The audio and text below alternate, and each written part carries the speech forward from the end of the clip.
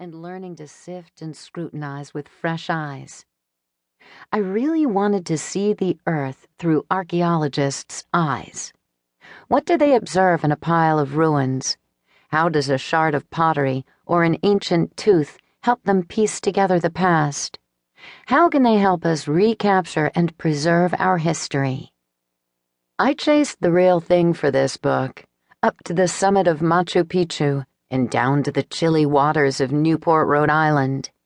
I became a keen collector of archaeologists and a connoisseur of their skills. I sought experts on different eras who specialize in a variety of artifacts.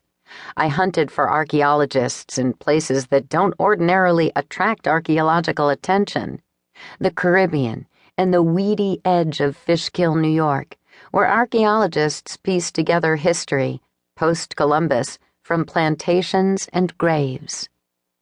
I found my way to a classical-era excavation in the Mediterranean with a group of earth whisperers, and got a taste of old-world archaeology from the Bronze Age to the fall of Rome. I studied ancient humans and followed an archaeologist whose passion is the Ice Age. I followed archaeologists who work with the military, with homicide cops, and with brewers. I met archaeologists from Peru, Japan, Australia, the UK, Germany, the Netherlands, Israel, and Zimbabwe. I found as many female sources as male ones in this once male-dominated field. I sweated and excavated alongside my guides. They tossed out most of what I found. In turn, I exercised my own prerogative as a writer and tossed out all the chaff, jargon, measurements, calibrated radiocarbon dates, and theories that seemed too needlessly technical for non-scientists, or that failed to illuminate the essential character of the archaeologist. What does it take to spend your life scratching into the surface of this planet? Why does it matter? And, by the way, how much beer is involved? Such is the nature of my quest.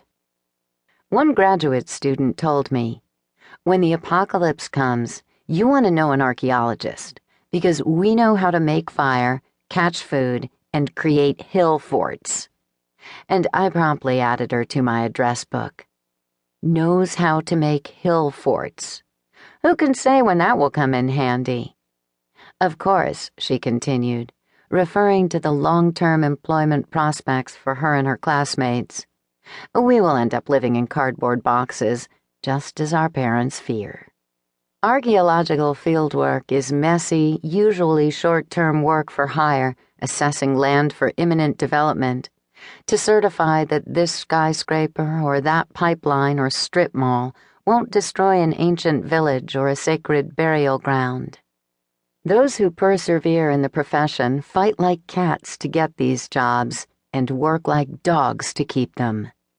And for all their expertise, competence, breadth of experience, and even cockiness, they are continually humbled by their subject.